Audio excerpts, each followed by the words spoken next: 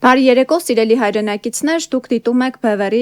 երիտասարդական փոդքասթի հերթական թողարկումը։ Այսօր տաղավարում հյուրընկալել ենք Հայկ Դորունցին, մասնագիտությամբ արևելագետ։ Բարի երեկո, Հայկ ջան, ուրախ եմ ձեզ տեսնել մեր տաղավարում։ Բարև ձեզ, Էրմինե ջան, ես շնորհակալ հրավերքի համար։ Հայկ ջան, ես վերջին շրջանում տեսնում եմ, քանի որ դուք իմ Facebook-յան ընկերն եք, դուք պարբերաբար Ազատության հրապարակում եք ու պարբերաբար ուղիղ եթերներ եք նաև հեռարձակում։ Ինչ պահանջով, խնդրեմ ներկայացրեք, ինչ ակցիա եք իրականացնում, ինչ ընթացքի մեջ է, որքան ժամանակ, խնդրեմ։ Ասեմ ես վերջերս Ազատություն հրապարակից բացի մեկ սկսել եմ ազգային ժողովի մոտ էլ նույն ակցիայով հանդես գալ, ուղղակի ժամանակի ավելի խիստ սահմանափակում, պարավոտներ, փորձում եմ պատգամավորներին բռնացնել այդ հարցով։ Պահանջը քաղաքական ուժերից, այսինքն կոչ քաղաքացիներին ու պահանջ քաղաքական ուժերին համախմբել սահմանադրական փոփոխությունները որպես առաջնահերթ, ոչ թե անհրաժեշտություն, այլ որպես առաջնահերթություն ընդունելու հարցի շուրջ, որը որպես հետևանք կունենա թե այս իշխանության հեռացումը, բայց իմ կարծիքով մի մակարդակ ավելի բարձր կարևորությունն է հարցը, որ նման փոփոխությունները պետք է բացառեն կամ նվազագույնի հասցնեն նմանի վերարտադրության հնարավորությունը։ Իսկ ինչի նկատի ունեմ սահմանադրական փոփոխություններ ասելով, որ այն լծակներն ու հնարավորությունները, որ ունի այսօրվա իշխանությունները, կամ այն չափով արտահայտված ունեցել են նախկին մեր բոլոր երեք իշխանությունները, այդքան հնարավորություն պետքա չունենա։ Այսինքն որևէ երկրի ղեկավար, դա լինի օրինակ կիսանախագահական կամ նախագահականի շրջանակներում, կիսանախագահականի շրջանակներում օրինակ նախագահան կամ խորհրդանականի շրջանակներում փաստացի գործադիրի ղեկավարը, այդքան հնարավորություն պետքա չունենա, այսինքն պետքա իրապես հավասարակշռման, հակակշռման մեխանիզմներ ստեղծվեն, որոնք հնարավորություն կտան, որ պետության համար կարևորագույն հարցերը որոշվեն շատ ավելի մեծ քննարկումների արդյունքում, այլ ոչ թե ես եմ ամեն ինչի տերը, ես ոնց կասեմ, մնացածը տենց կանեք։ Եթե համաձայն չեք, ձեր խնդիրն է։ Չգիտեմ, պայմանական 680,000 մարդից ձայն է տվել։ Կգնամ ձեր անունից ինչ պետք է կստորագրեմ, հա։ Ինչ ուզեմ կստորագրեմ, ուստեղ այդ հարցը ինչի համար եմ կարևոր համարում, նաև ասում եմ դիտարկում եմ որպես հնարավորություն, որ այդ հարցով կարելի է հեռացնել այս իշխանության, որովհետև այս խոսքա չէ, ասում են ժողովուրդը անտարբեր է, ես մի քիչ համաձայն չեմ դրա հետ, իմ կարծիքով ավելի շատ ժողովուրդը փնտրտուքի մեջ է։ Ձեզ մոտենում են ձեր ակցիայի ժամանակ։ Ես մոտավորապես 1 տարի այնտեղ եմ, կարամ ասեմ հարյուրավոր մարդկանց հետ եմ զրուցել արդեն, հարյուրներով։ Եվ ինչ կարծիք ունեն։ Իրանք ինչ կարծիք ունեն, ժողովուրդը, այդ հարցի հետ կապված շատ-շատեր անգամ գաղափար չունեն։ Այսինքն անգամ երբ մարդկանց հետ զրուցում ես, հասկանում ես, իրանք որոշակի քաղաքական դիրքորոշում ունեն, կարող է այս կամ այն քաղաքական ուժի կամ կուսակցության կողմնակից են կամ անդամ են։ Շատ-շատերը անգամ գաղափար չունեն իրանք ինչ իրողությունների մեջ են ապրում, հա, ընդհանրապես պայմանական գիտեն համատարած խոսույթ կա, որ Նիկոլ Փաշինյանը վատն է, Սերժը վատն է, Ռոբերտը վատն է, Տեր-Պետրոսյանի մասին բացարձակել չասեմ, ամեն ինչ իրանից է սկսե, ու այդքանով իրանք սահմանափակվում է իրանք հասկացությունը, բայց թե խորանում ես թե ով ինչի համար է վատ, օրինակ Նիկոլ Փաշինյանը խի է վատ, մեկ տենց սադրաբար հարցեր են տալիս, ասում են, բայց ինչ արել որ մարդ, այսինքն ինչ էիր ուզում, որ ինքը չի արել, Արցախն է ասում են, բայց օրինակ դու հաստատ գիտես, որ ինքը կարող գար եւ չհանձներ օրինակ, ինչ սադրում եմ, վերջում պարզվում է, որ չէ, մարդիկ բարձրացակ գաղափար չունեն ինչի մեջ են իրանք ապրում, ու դե հենց պատճառը իմ կարծիքով հենց այդ քաղաքական ուժերն են, ճակերտավոր կամ ոչ ճակերտավոր, առավել եւս եթե հաշվի առնենք մեր իրողությունը, էլի ճակերտավոր կամ ոչ ճակերտավոր ընդդիմադիր ուժերը, ըստ ճաշակի էլի, մեկի համար մեկն անդիմադիր, մեկի համար մեկն անդիմադիր։ Իմ կարծիքով հենց իրանք են եղել, որովհետեւ իրանք առավել եւս այս ծանր պահին, իմ կարծիքով խիստ ծանր պահին, իրանք չեն փորձում հասարակության գիտակցությունը բարձրացնել։ Այսինքն որպես կանոն քաղաքական ուժերն ասում են Նիկոլ Փաշինյանը թող գնա մենք գանք, մենք ինչ պետքա դրանից հետո կանենք։ Ոստեղ արդեն հարց առաջանում, երբ որ ինչ-որ քաղաքացի իրան չի հետևում, այդ քաղաքացին պարապա, այդ քաղաքացին, չգիտեմ, ակտիվ չի մտածում իր ժողովրդի պետության մասին։ Ես որպես քաղաքացի կարող եմ իմ տեսանկյունը հայտնեմ օրինակ, ես ասեմ ու ես տենց էլ ասում եմ, մեր այսօրվա իրողության մեղավոր ժողովուրդն է, որևէ պարագայում միշտ ժողովուրդն է մեղավոր, եթե ինքը լուր ինչ որ հարցում, այդտեղ ոչ երկրի գործադիրի ղեկավարն է մեղավոր, ոչ օրվա անդիմությունն է մեղավոր։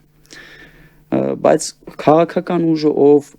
հայտ է ներկայացրել, առավել եւս հայտ է ներկայացրել իշխանության գալու, հարցը ինչքան է գերագնահատում իր հնարավորությունները։ Ինքը դրա իրավունքը պետքա չունենա իմ կարծիքով։ Առնվազն բարոյական չի, երբ որ ինքը ժողովրդին է մեղադրում։ Ասում եմ, երբ որ ուսուցիչ աշակերտին չի կարող ինչ որ բան բացատրել, դա ուսուցչի մեղավորությունն է։ Հիմա երբ որ դու քաղաքական հայտ ես ներկայացնում, դու ես պարտավոր բացատրես մարդկանց, ժողովրդին, որ քո հետևից գան։ Եթե չեն եկել, ճիշտ եք ասում, բայց երկու տեսանկյուն կա։ Ես որպես տեսեք, այսօր քաղաքական դաշտում մանիպուլյացիան շատ է, ճիշտ է։ Նիկոլ Փաշինյանը իր հերթին ինքն էլ քանի որ տեղին մամուլի խմբագիր է եղել, շատ։ Ես հիանում եմ իրանով։ Հա, ինքը այսպես ֆանտաստիկ է ամեն ինչում։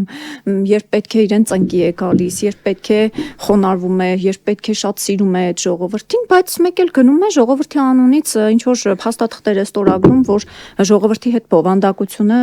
ժողովուրդը բովանդակությանը նախապես ծանոթ չի եղել։ Դա արեց նոյեմբերի 9-ին դա արեց, վերջերս օգոստոսի 8-ին հերթական անգամ, բայց երբ իրեն պետք է ընտրությունները մոտենում են, մուրճը դնում է սեղանին, ասում է տեսեք ինչ եմ անելու ժողովուրդ բոլորին պատժելու եմ հանցագործներին եւ այլն, ժողովրդի անունից չփորձեք խոսել եւ այլն, ու հիմա էլ վստահաբար հայտնում են, որ այս ժողովուրդը, որ այսքան կորուստ է տեսել, այսքան տառապանքներ եւ այլն Արցախ են տարածք են կորցրել, այդքան մարդկային կորուստներ գնալու է իրենց առաջարկած սահմանադրությանը կողմը, այս մի քանի օրին իրենց պատգամավորները վստահում են, նաև Նիկոլ Փաշինյանը, որ Ալեն Սիմոնյանն ասում է վստահաբար մեր ուժն է անցնելու 2021 թվականից ավելի շատ ձայներով ու հանրաքվեն էլ իրենք պատրաստվում են անցկացնել, եթե եկան իշխանության, չէ, իրենց ձեռքն է նորից լինում ամեն ինչ ու ասում են դա էլ կքվեարկի ժողովուրդը, որովհետև գիտի, որ դա խաղաղության օգտին է։ Հիմա մյուս իրենց հակադարձողները, ովքեր այսօր խորհրդանում են, իրենց թեզերն են առաջ տանում,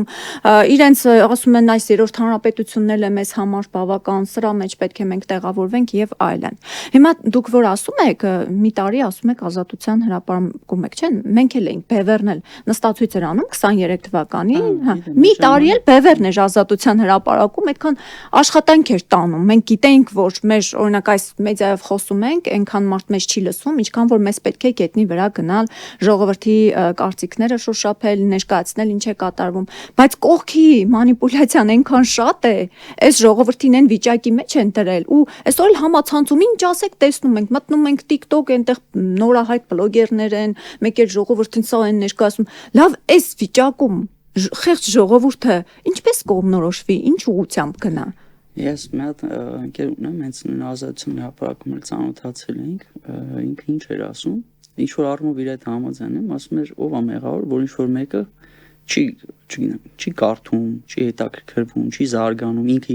ինքնա զարգացնում, չի զբաղվում, ով է մեղավոր։ Հիմա ասում եք ժողովուրդը ինչ անի։ Չէ, ես որպես քաղաքացի դա ինձ թույլ եմ տալի։ Հիմա օրինակ ես 21 թվականին էլ իրան չեմ ընտրել, առնվազն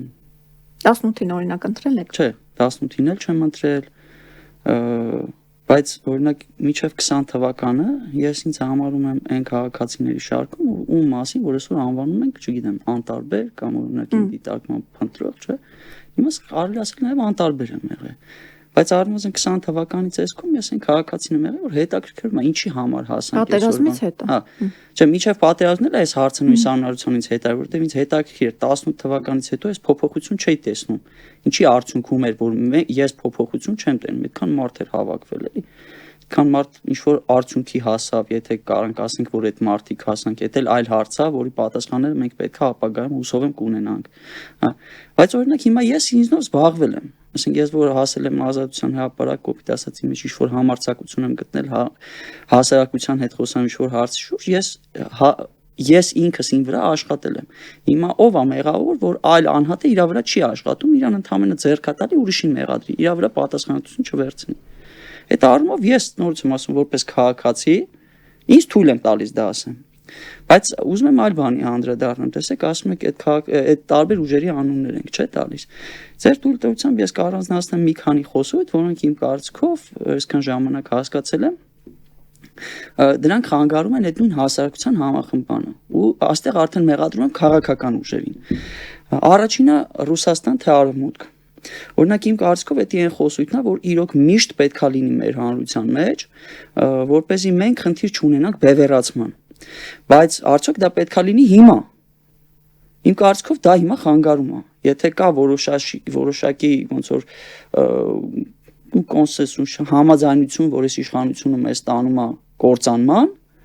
առնվազն խոսալ արտաքին դիրքորոշման մասին իմ համար մի քիչ ոնց որ լավ 2020 թվականին մենք ինչու պարտվեցինք ունեինք դաշնակից եթե թույլ տաք բոլորն էլ ասեմ ես հարցին եմ պատասխանում չէ բոլորն էլ ասեմ ինձ թվում է ամբողջական կլինի էլի այսինքն այդ Ռուսաստան թե Արևմուտք խոսույթը այսօր մեզ խանգարում է ինչ առումով հասարակության համախմբման առումով որտեվ եթե չլինի հասարակության համախմբում ինչ որ հարցի շուրջ, կարևոր չի ինչ հարցի շուրջ, չգիտեմ, այս եղանը պետքա տեղափոխենք ակետից բեկետ։ Ինչ որ հարցի շուրջ համախմբում չլինի, առավել եւս նման իշխանության հերացում չի լինի, եթե իհարկե մենք հույսներս չենք դրել արտաքին ուժերի վրա, այլ ոչ թե ներքին ռեսուրսի։ Երկրորդ խոսույթը այդ նախկին ներկա խոսույթը, որը Եվս մի պարակտող օղակ է, որը թույլ չի տալիս համախմբել, առավել եւս այսօր բարձրում է ոչ թե նախկինը մի հատ ինչ-որ ամբողջական համակարգ է, այլ նախկիններ ունենք, որոնցից յուրաքանչյուրն իր արդին էլի թույլ չի տալի այդ հասարակությանը համախմբվել ինչ-որ հարցի շուրջ։ Այդ նույն ձեր ասած մեդիայի շրջանակներում եւ այն ոնց որ այն մարդը, որ անընդհատ լսում է տարբեր մարդկանց, չի կարող կողմնորոշվի իրանցից որն է ճիշտ ու առհասարակ իր համար չի գտնում այդ իրանցից որևէ մեկը ինչու՞ է սխալ, որտեվ եթե այդպես ընդհանուր նայում ես ոչ մեկը սխալ բան չի ասում։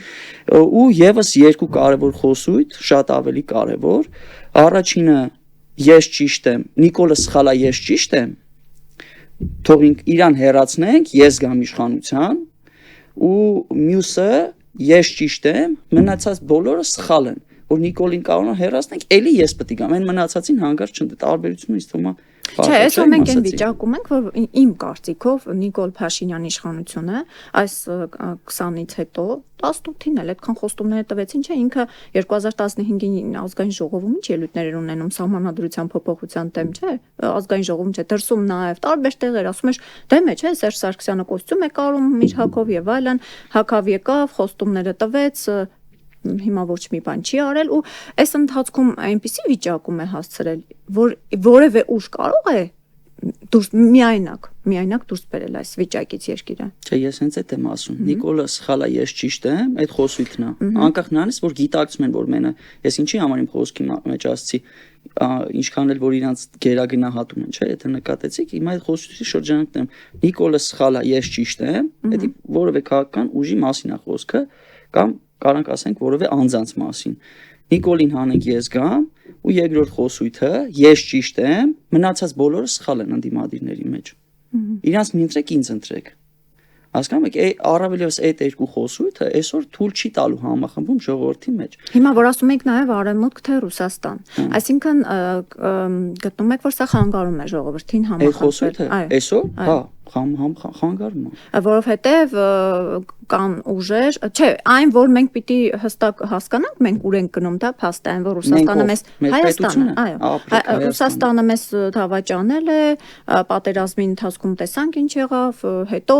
հապկ եւ այլն, չէ, Հայաստանի վրա չկա հարձակում, ոչ մի բանի չեն խառնվում եւ այլն։ Այս պահի դրությամբ մենք, չգիտեմ, ունենք դաշնակից օրինակ ըստ որտեվ կարծեք թե Նիկոլ Փաշինյանը բոլորի հետ ուզում է դաշնակից ինչքան էլ ունենանք պայմանագրեր եւ այլն, մենք երբեք պետքա մեր հույսը չդնենք դաշնակիցների վրա, առավել եւս եթե դաշնակիցը տասնապատիկ կամ հարյուրապատիկ մեզանից ուժեղ է, ուստեղ բացարձակ կապ չունի դա լինի Ռուսաստանը թե օրինակի համար Ամերիկայի Միացյալ Նահանգները, որովհետեւ պարագայում ինքը փոքր երկրի հետ շփվելիս ոնց որ նաև մենք, եթե իհարկե պետություն լինենք, ինքը հաշվի անցնում իր շահերի հետ ու իմ կարծիքով որ պայն այդ պետության շահը թելադրեց, որ քեզ պետքա ոնց որ ասած քո հետ ունեցած պայմանավորություն պետքա ստորադասի այլ պետության հետ ունեցած պայմանավորվածության ու ունեցավ դրա հնարավորությունը, ինքը դա անելու է։ Իմ կարծիքով դա։ Չէ, իսկ իմ կարծիքով ուղղակի դավաճանության հետ կապված էլ կուզենայի անդրադառնալ, ես օրինակ չեմ կարծում Ռուսաստանը մեզ դավաճանել է։ Ես օրինակ կարամ ասեմ Ռուսաստանը մեզ գցել է։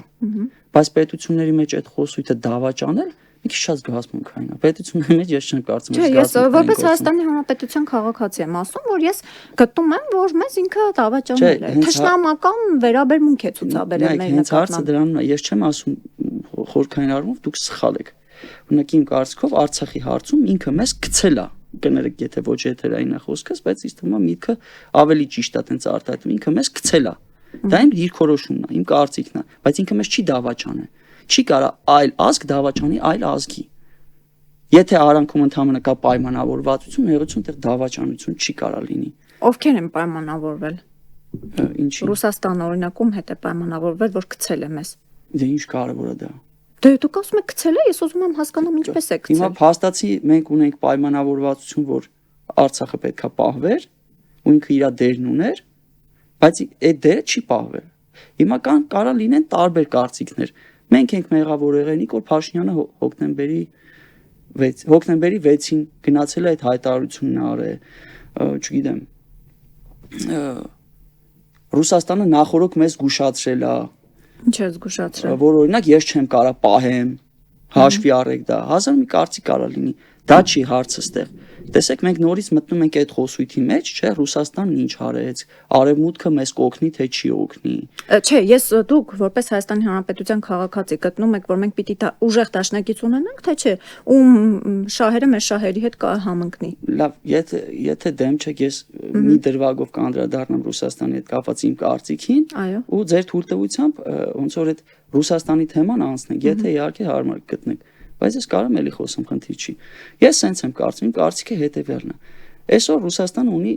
Հայաստանում, ոնց որ ասած, բավական լուրջ դիրք։ Ոնց որ ունեցել է 91 թվականի ծեսքում։ Եթե խոսում ենք մեր նոր, հա, լուրջ ազդեցություն, մեղմ ասած ազդեցություն։ Օրինակ, երբ որ մարդիկ ասում են Նիկոլ Փաշինյանը ինչ որ մեկը բերել է, ես օրինակ այդ կարծիքին եմ, որովհետև ոնց որ իմ համար մի քիչ տենց դժվար է պատկերացնել, ոնց ինքը իր ռեսուրսներով, այդ որ ասում եք, չէ, ռեսուրսներով, ուժերը ռեսուրսներ չուներ, ինքն է ռեսուրսներ չուներ այդ օրով, եթե ես ճիշտ եմ հիշում։ Հա, մի 10 հոգով քայլելով եկան։ Ինքն է ռեսուրս չուներ, բայց ոնց ստացվա, որ ինքը միայն ներքին այդ ինչ որ ռեսուրսի շրջան կարողացավ հասնել հաջողության։ Օրինակ իմ համար ավելի շատ ես հակված եմ այն կարծիքին, որ իրան դրսից օգնել են։ Այստեղ հարց արճամ, ով է օգնել։ Հիմա եկեք մենք քաղաքացու աչքերով նայենք, երբ որ ասում եմ թեմայից խուսափենք, խի եմ ասում։ Քաղաքացու աչքերով նայենք, ու ճնշող մեծամասնություն քաղաքացիներ ոնց որ մեղմ ասած այդքան հետաքրքրված չի։ Կան քաղաքական ուժեր, ովքեր ասում են, որ արևմուտքն է օգնել, որ Նիկոլ Փաշինյանը գա իշխանության, որպեսզի Ռուսաստանի կարողանան այս տարածաշրջանից հանեն։ Կան քաղաքական ուժեր, ովքեր ասում են, որ չգիտեմ, Ռուսաստանն է օգնել Նիկոլ Փաշինյանին գալ իշխանության, օրինակ պայմանական, հա, հերթական Լենին-Քեմալյան պայմանագիրը կնքելու համար։ Կան ուժեր, ովքեր ասում են, չգիտեմ, Թուրքիան բոլորին կարողացել է համոզել, որ ինքը պետքա լինի այստեղ հաջորդ 10 օրը։ Ձեր կարծիքը ո՞րն է, ով է բերել Նիկոլ Փաշինյանին իշխանության։ Ես չեմ կարող, ես կարծիք ոչ թե չեմ կարող, չեմ հայտնի դրա մասին կարծիք, որովհետև դա ոչինչ չի ասելու։ Որոնք ես ասում եմ, իմ կարծիքով Նիկոլ Փաշինյանին իշխանության բերել է Վլադիմիր Պուտինը։ Հա, հիմա ես ասեմ, խի չեմ ասում իմ կարծիքը, էլի արդեն իսկ այն գործոնը, որ դրսից կարողացել են երկրի ներսում այն ազդեցությունը ունենալ, որպեսզի կարողանան երկրի ղեկավար փոխել։ Դե ես 30 տարիների ընթացքում դա է եղել։ Առավել եւս, եթե մենք առավել եւս ձեր ասածն ենք ընդունում որպես հիմք ու կարանք իմ կարծիքով դրա ոնց որ ասած հիմքը կա տենց կարծելու, չասեմ հաստատ տենց եղել, բայց եթե մենք ընդունում ենք այդ տեսակետը, արդեն իսկ մեր համար խնդիր է ոչ թե այն թե ով է բերել իրան, այլ այն որ իրան ինչ որ մեկը բերել է ու այդ բերողը հաստատ ոչ Հայկի ոնց որ շահերից ելնելով է բերել, ոչ Հերմինեի շահերից ելնելով։ Վերա իր շահերից, այսինքն ինչ որ մի պահի, որովհետև Նիկոլ Փաշինյանը գործոն չէ, Նիկոլ Փաշինյանը օգտագործվող է ընդամենը ի սկզբանե եղել, այլ եթե գործոն լիներ, ինքն էլ կգնար, չէ, թեկուզ եւ այդ բերողների մոտ, չգիտեմ, Պուտինն է բերել, թե արևմուտքն է բերել, գոնե մի հայկական հարց կբարձրացներ։ Իսկ ինքը գնում է բոլոր կենտրոնների մոտ, աշխարհաքաղաքական, ինչ ասում են, անում է։ Թուրքիա գնում է, ասում է, օքեյ, Վաշինգտոն, ահա, դա էլ կանեմ։ Ալիևին ասում է, դա էլ կանեմ։ Պուտինին ասում է, հիմա էլ ասում է, բան է գնում, արևմուտք է գնում, իրենք են ասում, չէ։ Մարդ ասում է, մենք խորացնելու ենք մեր հարաբերությունները Ռուսաստանի հետ։ Լավ, եթե արևմուտք ես գնում, հապկի մեջ արևմուտք ես գնում, ԵԱՏՄ-ի մեջ արևմուտք ես գնում, բոլոր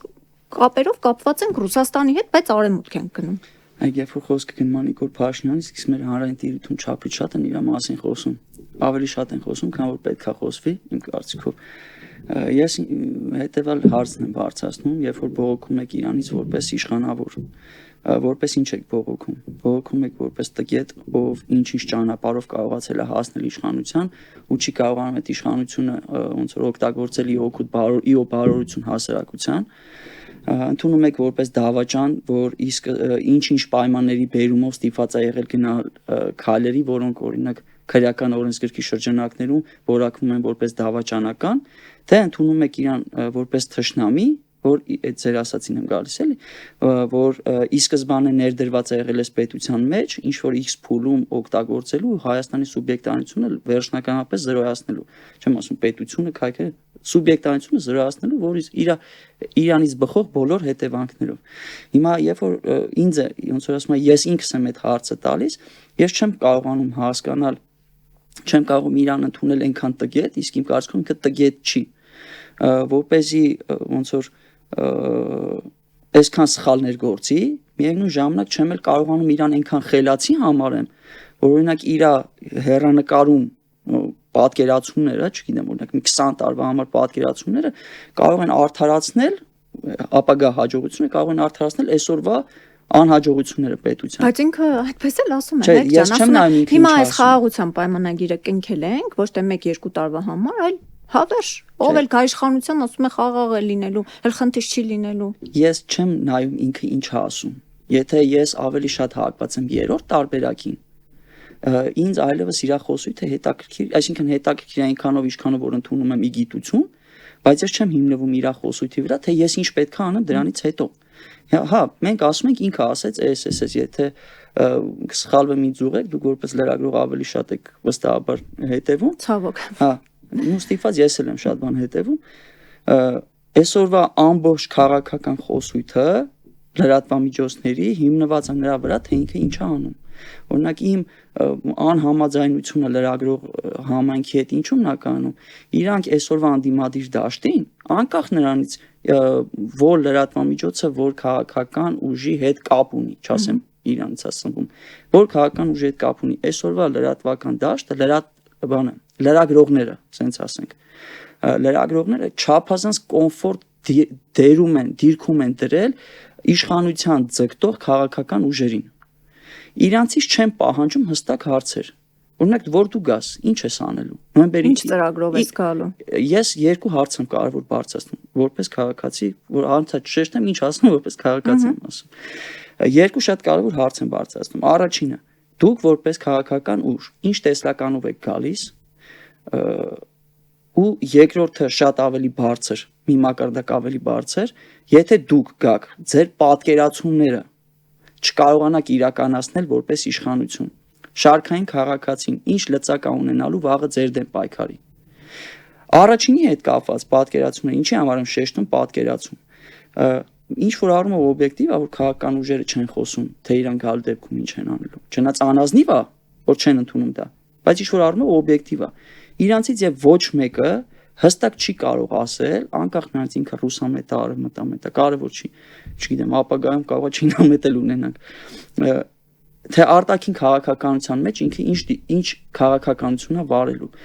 Դուք ասում եք բոլոր ուժերը, բայց ես կարծում եմ կան ուժեր, որոնք հստակ ներկայացրել են ժողովրդին, իրենց օրակարգն էլ գալու դեպքում էլ ինչ են անելու, ինչպես են տեսնում եմ իրանց պատկերացումները, բայց հստակ ասել, թե որևէ քաղաքական ուժ այսօրվա անվստահության պարագայում օրվա իշխանությունից գալու դեպքում ինչ անելու, իմ կարծիքով ոնց ասեմ, իրանք կարան գան ու իրանց հաշվարկների մեջ սխալ, ես մեղմ եմ արտահայտվում հնարավորինս, այսինքն ինչ է պայմանավորվել Նիկոլ Փաշինյանին, նույն հարցը ով է բերել Նիկոլ Փաշինյանին իշխանության, այսինքն կա ինֆորմացիոն դաշտի խիստ պակաս, որի պարագայում մարդիկ հա ունեն ինչ-ինչ պայմաններից ելնելով, կոպիտ ասած են մակերեսում ինչ երևում է, դրա շրջանակներում իրանք կարծիք են հայտնում, կգան սականը, բայց հարց առաջան, նույն ռուսամետ ուժերը, ես ոնց որ կենտրոնանք Ռուսաստանի վրա, նույն ռուսամետ ուժը, երբ որ ինձ ասում է, ես գալիս եմ Ռուսաստանի հետ իմ հարաբերությունները խորացնեմ, ելնելով նրանց որտեղ են գտնում, դրա համար եմ Ռուսաստանի վրա տենց օրինակը բերում էլի, Նույն ասում եմ ես գալիս եմ Ռուսաստանի իմ հարաբերությունները խորացնեմ։ Ասում եմ լավ ջան, ես էլ եմ կարծում որ մենք Ռուսաստանի հետ լավ ենք, բայց մի հատ ուրիշ հարց էլ առաջանում։ Իսկ դու գիտես արդյոք Ռուսաստանն է բերել Նիկոլ Փաշինյան թե չէ։ Եթե Ռուսաստանն է բերել Նիկոլ Փաշինյանին ի սկզբանե ունենալով նպատակ պայմանական Արցախի հարցը լուծել այն տարբերակով, որ այսօր լուծվել է, ու որը հեռանկարում ինքը հաշվի առել, որ իրան կարա պետք է նույն Ուկրաինայի հարցում, ներողություն, բայց դու գալու ես ինչ անես։ Ու ես նույն օրինակը կարող եմ բերեմ հակառակ բևերի հետ կապված, հակառակ թևի հետ կապված էլի, այսինքն այդ ոնց որ այդ կարծիքից ելնելով ես կարծում եմ որևէ քաղաքական ուժ նորից եմ կրկնում այսօրվա քաղաքական դաշտում եղած անվստահության պարագայում օրվա իշխանությունից որտեղ եթե լինեին այն պայմաններ ավելի դեմոկրատիկ, չգիտեմ ինստիտուցիոնալ համակարգի վրա հիմնված պետություն ունենք կարող է այս օրինակը ես չբերեի, բայց այսօր ես թույլ եմ տալի բերեմ։ Այսինքն եթե քաղաքական ուժը չի կարող ասել ինքը գալու է արտաքին քաղաքականության մեջ ինչ անի հստակ չունի ինֆորմացիա որպեսզի հաստատ բան ասի, ուրեմն իմ մոտ հարց առաջանում, այդ պարագայում ինքը անգամ ներքինի հարցում չի կարող բան ասել։ Դուք ասում եք բոլոր քաղաքական ուժերը, բայց օրինակ ԲՎՌ-ը կոնկրետ ներկայացրել է իր ծրագիրը, թե արտաքինի մասով, թե ներքինի մասով, չգիտեմ որքանով եք դուք ծանոթ։ Ես ոնց որ սենց ասեմ, ես ասում եմ պատկերացում հենց դրա համար։ Եթե դուք տվեցիք ԲՎՌ-ին, ես իրանց մասին է կարամ օրինակը բերեմ ու որևէ քաղաքական ուժի վերաբերյալ կարամ օրինակ բերեմ նույնը։ Նույն ԲՎՌ-ը, երբ որ ասում է Ռուսաստանը բերել է չեմ սխալվում, այդ դիրքը կա, չէ, որ մենք ռուսական ազդեցության տակ ենք ու Ռուսաստանն է Նիկոլ Փաշինյանին բերել իշխանության։ Ես չեմ ասում դա տենց չի, բայց հարց առաջանում, երբ որ դուք եկաք իշխանության ու պարզվեց ոչ թե Ռուսաստանն է բերել, այլ պարզապես Ռուսաստանը այնքան է թուլացել, որ իրան կարողացել են ստեղից դուրս շպրտեն։ Դուք մի քիչ առաջ ասում եք Ռուսաստանի ազդեցությունը այստեղ շատ մեծ է ու հիմա ասում եք թուլացել։ Դա իմ կարծիքն է, ես իրավունք ունեմ կարծիք ունենալու։ Չէ, դուք հիմա ես ելնում եմ տարբեր բաներ եք ասում, դրա համար եմ ասում։ Եթե ես ընդհակառակը նույն բանն եմ ասում, ես իմ կարծիքն եմ հայտնում, որ Ռուսաստանի ազդեցությունը ստեղ մեծ է, բայց իրողությունները գնահատելիս ես չեմ ելնում մենակ իմ կարծիքից ելնելով։ Ի վերջո իմ կարծիքը հիմնված չի հստակ ինֆորմացիայի վրա, այլ հիմնված է այն մակերեսից ինչ ինձ մատուցում են, որպես շարքային մարդ, ինչ ինձ մատուցում են դրա վրա հիմնված։ Հիմա ինչ որ կուսակցություն կարող է շատ ավելի շատ ինֆորմացիա ունենա, քան ես, բայց այդտեղ հարց առաջանում, արդյոք որևէ կուսակցություն Հայաստանում տիրապետում է այն ինֆորմացիային գաղտնիության, որ հստակ ասի Նիկոլ Փաշինյանին ով է հովանավորում։ Տեսեք, քանի որ ԲՎՌ-ը արևմուտքում այսօր հսկայական լոբիստական աշխատանք է իրականացնում, շփվում է պետքարտուղարության ներկայացուցիչների, Բունդեսթագի ներկայացուցիչների եւ այլ չասեմ, իր համար պարզ է, որ Նիկոլ Փաշինյանին ու դեռ սկզբից էլ ասել էր, Նիկոլ Փաշինյանին իշխանության բերել է Ռուսաստանի Դաշնությունը։ Հետո ինչ որ Նիկոլ Փաշինյանը փորձում է իր քայլերով իբր ցույց տալ, որ ինքը արևմուտք է գնում։ Գործով մենք տեսնում ենք, որ հայտարարություններն այլ բան են, գործը այլ բան է։ Այդ մարդը դեռևս Ռուսաստանի խիստ ազդեցության տակ է գտնվում։ Հետո ինչ որ անընդհատ տարսեք ԲՎՌ-ն ու ես ստիպված եմ ոնց որ իմ կարծիքով հակազդել ԲՎՌ-ը, բայց ի սկզբանե ասեմ նման միտում չունեմ։ Չէ, կարող եք զրուցում ենք։ Եթե ԲՎՌ-ի մասին ենք խոսում, ես նորից եմ ասում, չեմ կենտրոնում ԲՎՌ-ի, բայց նույն հաջողությամբ իսկ կարող ԲՎՌ-ին մատուցում են ինչ որ պետք է։ Չեմ կարծում, թե ԲՎՌ-ի մասնագետները, ԲՎՌ-ի խորհրդի անդամները, ասենք Նիկոլ Փաշինյան չեն, էլի։ Դե տեսեք, դուք ասեք չեմ կարծում։ Տեսեք, դուք ասեք չեմ կարծում։ Դուք մեջը լինելով կարող անգամ վստահ լինեք այդ մարդկանց ճանաչելով, ինչ որ կարծիք ձևավորելով իրենց մասին։ Հիմա ուղղակի հարցը ինչու՞ն է։ Դուք լինելով աջակից կամ անգամ անդամ հնարավոր է, մենք հաշվի չենք առնում այդ կուսակցությունից դուրս մարդկանց դիրքորոշումը։ Բայց մենակ ԲՎՌ-ի խնդիրը չի։ Էդի բոլոր քաղաքական ուժերի խնդիրն է։ Իրանք ինչ են ասում։ Ասում են մենք ասում ենք էս։ Ուզում եք գաք մեր հետևից, եկեք։ Չեք ուզում, մենք էս ենք ասում։ Նայեք ոնց հարմարա ձեզ։ Մի քիչ կենցաղանացրեցի։ Ոստեղ հարցը ԲՎՌ-ը չի մենակ։ Բոլորի խոսքը դա ես ինչի համար է շեշտում։ Նիկոլը սխալ է, մենք ճիշտ ենք, մնացած բոլորը սխալ է։ Հիմա ստացվում է որ ամբողջ քաղաքական դաշտը գտնում է որ Նիկոլը պետքա գնա անդիմադիր, չգիտեմ այն որը չեն գտնում։ Բայց հա այդ համախմբումը։ Չի էլ կարա այդ համախմբումը լինի, ես խոսքս չավարտեցի այն ժամանակ։ Ինչու՞ չի կարող, այ։ Հա, հենց դրան եմ գալիս էլի։ Հենց այդ պատճառով, որտեղ բոլորը տենց են կարծում, Նիկոլը սխալ է, ես ճիշտ եմ, մնացածը սխալ, այդ խոսույթը ոնց որ շատ դժվար է ուժերի մեջից անել, ել չասեմ իրանց հետևորդների մեջից անել, որոնք այդքան էլ քաղաքականապես զարգացած չեն։ Հիմա հարց առաջանում իմ կարծիքին իր շարունակություն էլի, եթե քաղաքական ուժերը, ես իմ տեսակետից եմ ելնում, եթե քաղաքական ուժերը հստակ չեն կարող ասել, թե արտաքին հարաբերություններում ինչ են անելու, ու հետևաբար նաև չեն կարող ասել, թե սոցիալական, կրթական եւ այլ հարցերում ինչ են անելու, ինչը իրանք կարան հստակ ասեն, գալու դեպքում ինչ կանեն, որ ես վստահ եմ դրան, որպես քաղաքացի ու գնամ իրանց հետևից։ Ես իմ կարծիք ունեմ, դա երկրի ներսում խաղի կանոնների փոփոխության հարցն է, որ ոչ թե մի հոգին որոշի մնացածը կատարեն, այլ քաղաքական ուժերի մեջ, անկախ իրենց տարաձայնություններից այսօր նույնը արտաքին հարաբերությունների հետ կապված, չգիտեմ, օրինակ ՀԱԿ-ի ու Դաշնակցության հարաբերությունները երկուսն է կարելի ասել ռուսամետ են, չէ՞։ Ես տենց եմ հասկանում, ինչքան էլ ասում են, որ հավասարակշռում են կողմնակից ենք։ Ասենք դիրքորոշում ունեն դեպի Ռուսաստանի հետ խորացնելու հարաբերությունը, չասեմ ռուսամետ, բայց առնվազն շատ այլ հարցերում էլ ունեն խոր անհամաձայնություններ, որ ընդհանուր միջև կուսակցության փակման մասին է խոսք եղել եւ այլն։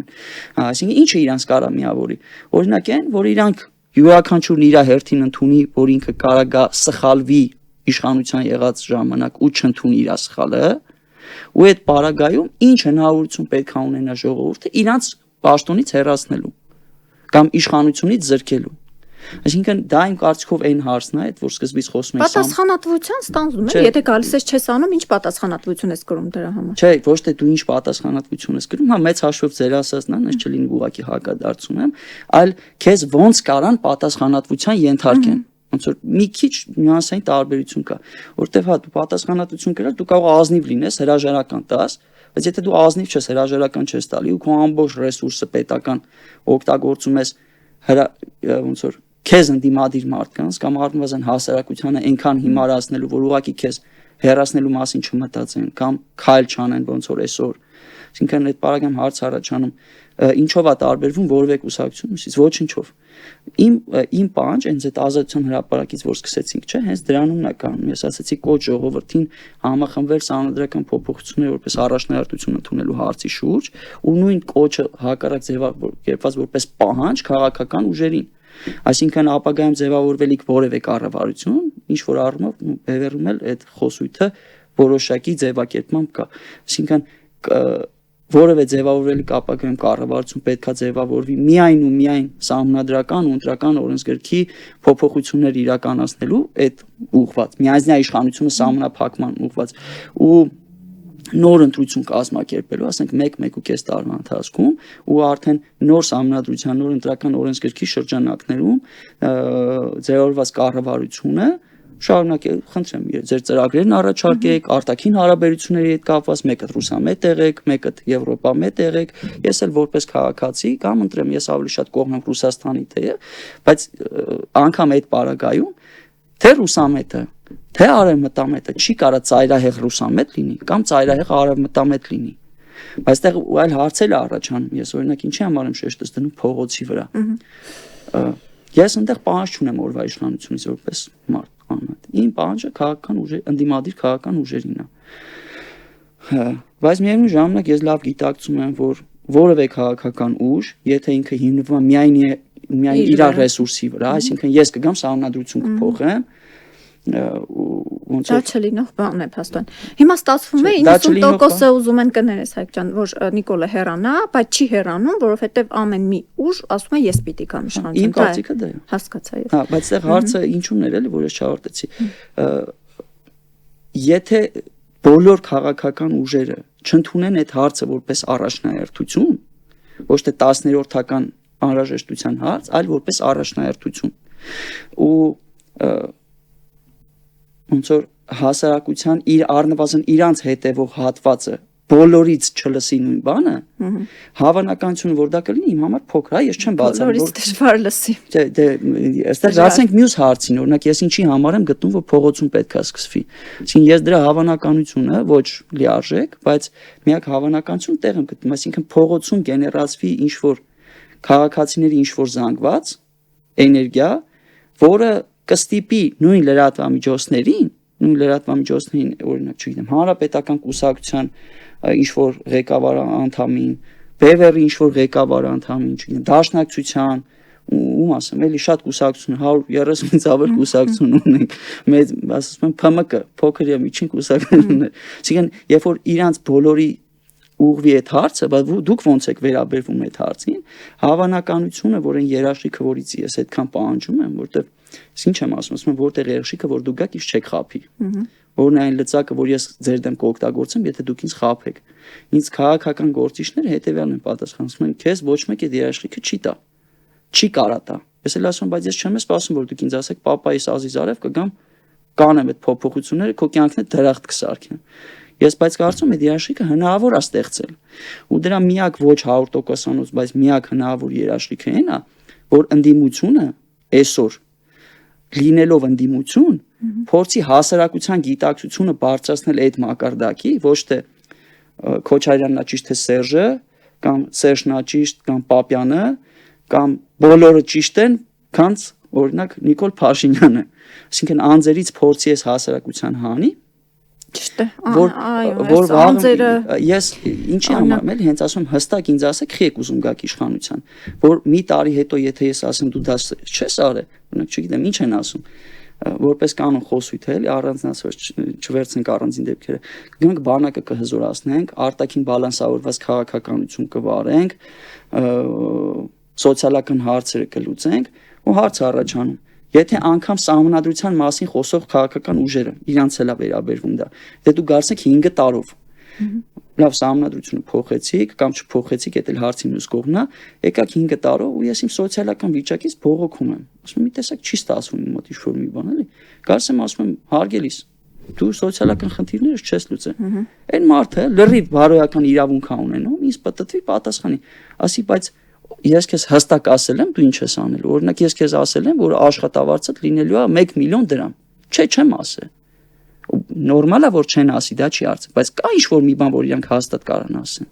Կա ձգտում հասարակության գիտակցության բարձրացում։ Օրինակ,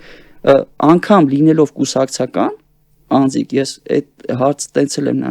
լինելով կուսակցություն աջակից կամ կուսակցական, ես ինչ եմ առաջարկում որպես քաղաքացի, ասում եմ, եկեք իրար հետ ազատության հրապարակում բարձրացնենք այս հարցը։ Ի վերջո դուք լավ կուսակցական հարցի մյուս կողմն աջակից եք։ Դուք ուզում եք ընտրեք պայմանական X կուսակցությանը։ Դուք դիտարկում եք այն հնարավորությունը, որ այս պետական կառավարման համակարգի շրջանակներում ձեր աջակից կուսակցությունը կարա գա ու ձեզ խափի։ Դուք կգնաք իրան կընտրեք, իր համար միտինգների կմասնակցեք, բայց այն մարդը ինչ կա իր գլխում օրինակ ինքը ազնիվ ուզում է գա իշխանություն քո լավը ցանկանալու։ Այսինքն համակարգը պիտի փոխվի։ Միանշանակ, մեր խնդիրը համակարգային է, ոչ թե Նիկոլ Փաշինյանը։ Հիմա տեսեք, մարդիկ ասում են, որ պիտի մենք սահմանադրություն փոխենք։ Ինչքան էլ ասում են, որ դա արտաքին պատվեր է, կոնկրետ Ալիևն է ու Էրդողանն է նման պատվեր տվել, իրենք ասում են, չէ, մենք առանց այդ էլ դրա կարիքը տեսնում էինք կա սահմանադրությունը փոխելու կարիք։ Հիմա դուք ընդհանրապես հարկ համարում եք ձեր հարցերը բարձրացնել իշխանության ներկայացուցիչների մոտ, թե ոչ։ Իշխանություններ չէ, իշխանության ներկայացուցիչները ինձ առնվազն խափել են, ես հələ միտումը մի կողմ եմ դնում քին խափել։ Ինձ ասացը որպես հայ ժողովրդի կոնվորիս իրանք աղա չեմ ասել կամ ընտրել եմ, դա կարևոր չի։ Հիմա ինքը փաստացի խափել է, ինքը ասել է, որ պետք է սահմանադրություն փոխեն, 6 տարի չի փոխում, խի չի փոխում։ Ինքը ասել է, որ 21 թվականին գալիս է Արցախի հարցը բարձրացնելու, շարունակելու, անկախ նրանից, թե ինչքան ծանր վիճակում ենք։ Եկել է ճիշտ հակառակն, ինքը ինձ խափել է։ Ես իրան բան պահանջ, իրան հարց բարձրացնելու խնդիր չունեմ։ Իմ խնդիրը այլ հարցության մեջ է, իմ խնդիրը ընդդիմադիր քաղաքական ուժերի հետ է, որտեվ եթե իրանք ինձ չառաջարկեն ինչ-որ մի բան, ես հումորով մեկ-մեկ ասում դուք ինչ չեք առաջարկում, ես ձեր հետևից ինչի համար գամ, ես եմ առաջարկում ինչի համար կգամ։ Այսինքն եթե ես չգնամ իրանց հետևից, Նիկոլ Փաշինյանը չի գնալու։ Հիմա ես ինչքան էլ ասում ժողովուրդը, հիմա փաստացի այսօր հողի վրա ունենք իրավիճակ, որ առաջարկի են սպասում, դա էլ ասեցի, որ փնտրում է ժողովուրդը։ Հիմա դուք ինչ եք ինձ առաջարկում, որ ես ձեր հետևից գամ։ Ես չեմ տեսնում դա։ Չգիտեմ, եթերում ասացի թե չէ, կամ այն ոնց որ ասած չափանիշն է մի քիչ բարձր, քան ուրիշինը, բայց ես դա չեմ տեսնում, ինչի համար ես չնայած եթե դատենք, որ ցույցերը այդքան մարդաշատ չեն եղել երբեք, կարամ ասեմ, որ երևի բոլորն էլ տենց են մտածում։ Որ ցույց է։ Որևէ ցույց մարդաշատ չի եղել, անգամ Բագրատ Սրբազանի ցույցը Մայիսի 9-ի ցույցը մարդաշատ չէ։ Դե ներողություն հաջորդ օրը քանի հոգի մարդ կար փողոցում, երբ որ նույն Բագրատ Սրբազանը ասեց դուրս են գալիս կը անհնազանդ ցույցերի քանակով եք մարդկանց քանակով եք բանան։ Տեսեք, տաքսու վարորդներն են ասում մի քիչ շատանան կգամ։ Բայց Չէ, ընդհանրապես յուրաքանչյուրը եթե այդպես քանակով նայի, որ շատանան նոր գնամ մասնակցեմ, այսինչ քաղաքական ուժին է կամ այն մյուսին է, տեսեք, դուք որ ասում եք ոչ մեկը ռեալ բան չի առաջարկում, ես այդքան էլ համակարծիք չեմ։ Օրինակ հիմա նույն այդ սահմանադրական փոփոխությունների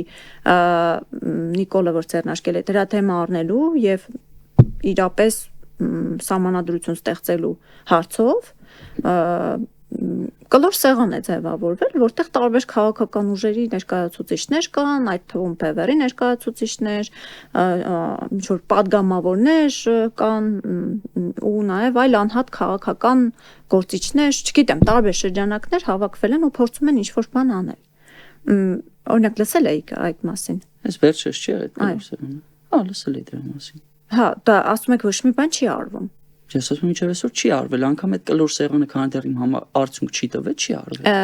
Դա նոր է ձևավորվել, ինքը նոր ընթացքի մեջ է պիտի։ Ես մասին եմ խոսում, ասում եմ ինչեւ այսօր էլ անգամ այդ կլոր սեղանի շրջանակներում, եթե իրանք հենց չեն եկել համաձայնության, իսկ ես չեմ լսել։ Չէ, համաձայնության եկել են, որ սահմանադրությունը պիտի փոխվի, ու այս Նիկոլի, որ ինքը առաջարկում է, դա պիտի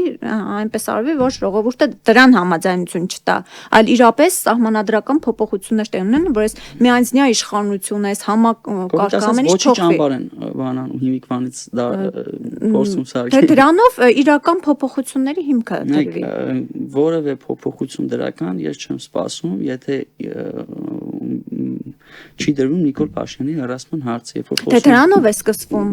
Հենց այն ժամանակագրական հերթականությունից դրա մասին է խոսքը։ Եթե մենք խոսում ենք սահմանադրական փոփոխությունների մասին, այսինքն նպատակ ընդունում ենք որպես սահմանադրական փոփոխություն, ես հուսով եմ, եթե իրոք նպատակը դա այդ կլոր սեղանին դա հաջողության կհասնի, ես մենակ ուրախ կլինեմ, աջակից կլինեմ, եթե դա լինի ընդգրկուն առնվազն ճնշող մեծամասնությանը քաղաքական դաշտի։ Չնայած որ ամբողջությամբ չլինի, էլի աջակից կլինեմ։ Այսինքն կա նպատակ Չէ, դուք ասում եք, որ այսօր քաղաքական ուժերի մեծ մասը Նիկոլին դեմ է, բայց չի կարողանում համախմբվել։ Ինչ որ հարց է պետք, չէ, որ ասենք դրանից կսկսվի ու մեկ էլ այդ օջախը կմեծանա դիմադրության փոփոխությունը դա կարա լինի։ Հա, ես մենակ ուրախ եմ դրա համար։ Ես դա եմ ասում։ Բայց փաստացի միջև այսօր չի եղել դա։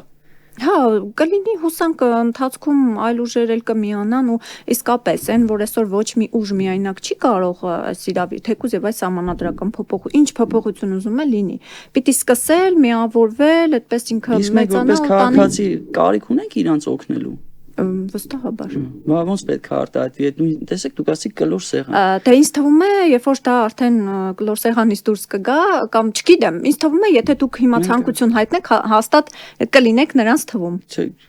խնդիր չկա եթե հրավեր լինեմ այս իրոք բայց դրա մասին չի խոսքը քաղաքացիները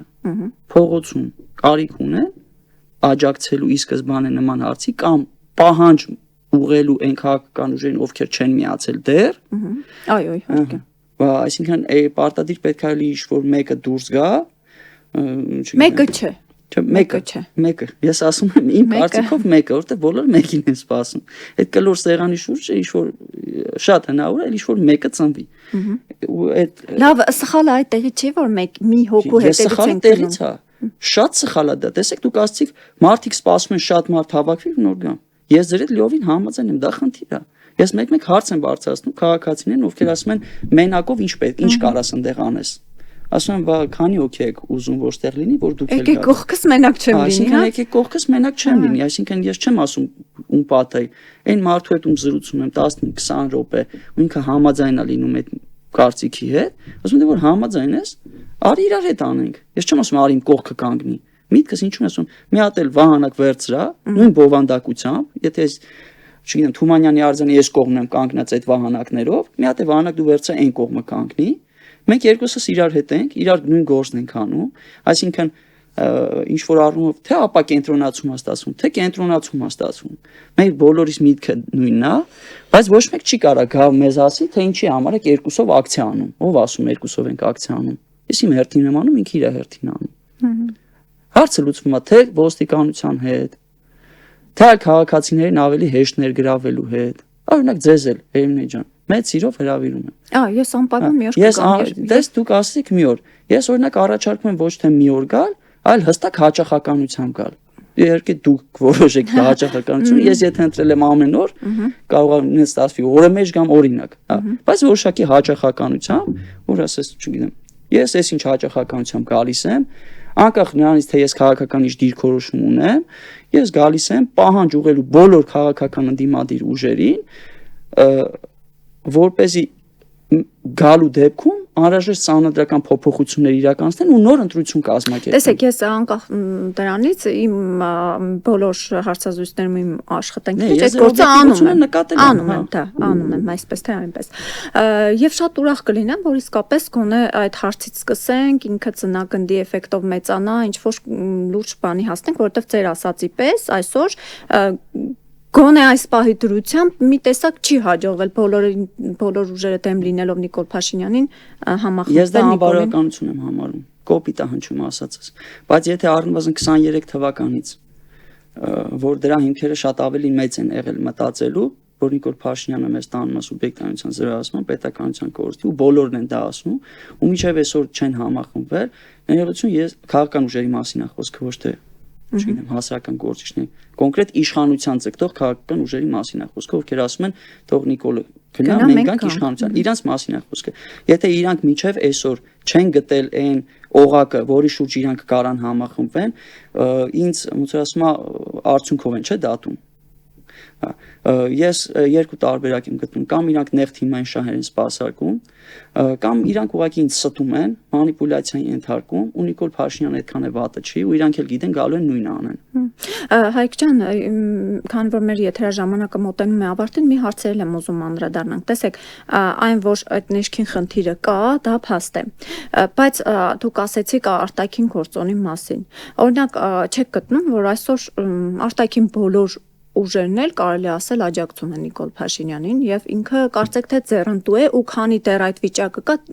ժողովրդի մոտ կա չէ այդ խոսույթը որ դրսից պահում են իրեն։ Հա ինչ անենք որ դրսից պահում են, ասենք տենց է։ Հիմա գազեն մարդկանց ցեղասպանում են, չեն հանձնում մարդիկ։ Ես չեմ համեմատվում իրանց հետ, բայց չեն հանձնում։ Ամբողջ աշխարհը Իսրայելից ինչքան էլ հա ասում են բան են ցեղասպանությունը եւ այլն պետական մակարդակով չի օգնում Իսրայելին։ Եթե սխալվում են, դուք ավելի լավ կարող եք իմանալ։ Մենք ինչ կապ ունենք թե Նիկոլ Փաշինյանին ով աջակցում։ Լավ, տեսեք, ես դուք մյուսը չենք վախենում, երբ որ ոստիկանությունը ուժ է, չէ՞ կիրառում, բայց շատերին այդ ոստիկանական ուժի ճնշումները վախեցնում են։ Ուրեմն մարդիկ գալիս են, ես ձեր օրինակը լրիվ հասկացա, իմ պատասխանը կապված չի օրինակ ձեր հետ օրինակ հա դու ձեր անունը տվեցիք։ Գալիս են ասում են ժողովուրդը չի հավաքվում, ժողովուրդը սեն, ժողովուրդը նենց։ Ես ինչ եմ ասում, դու ինչ գործ ունես, ժողովուրդը ինչ է, կամ այդ ժողովրդի մի մասը ինչ է, դու ինչ կարծիք ունես։ Ասում է ձեր հյուրերից նաև Արթուրը ինձ շատ բանը, մի լավ մի տվեց, ես հաճախ եմ օգտագործում, ասաց կարևորը հասկանալ թե դու ինչ ես ուզում, ու երկրորդը շատ ավելի կարևոր է հասկանալ թե դու ինչքան ես դա ուզում։ Հիմա երբ որ դու մի բան գիտես ինչ ես ուզում ու ինչքան ես ուզում, ինչ կարևոր է օրինակի համար այնտեղ մեկը ոստիկանից վախենում է, կամ մեկը կարծում է որ Նիկոլ Փաշինյանը ճիշտ է։ Քանակ է, չէ՞, պետք փողոցում դա եմ ասում։ Ճիշտ եք ասում, բայց քանակը ոնց որ հիմա նորից գալիս ենք այն հարցին։ Այսինքն մենք սպասում ենք, որ ինչ-որ մեկը գա այդ քանակը բերի, մենք էլ միանանք։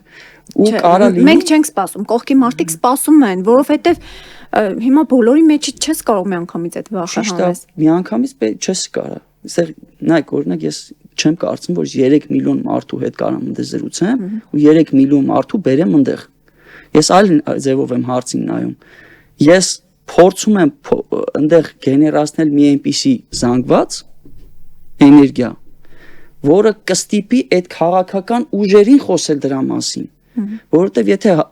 ոնց որ շատ է իրենց հակասությունը դրա համար եմ իրենց օրինակ էլի բերում, եթե Հայ ազգային կոնգրեսի եւ Դաշնակցության հետևորդները իրանց երկուսից էլ լսեն նույն բանը, վաղը չեմ ուսորը իրանք իրար հետ շատ ավելի բան կունենան խոսալու, քան այսօր։ Այսինքն խնդիրը այնտեղ ոչ թե նրա մասին է, որ այնտեղ հենց այնքան մարդ հավաքվի, որ միանգամից գնանք այս իշխանությանը ստիպենք հեռանա,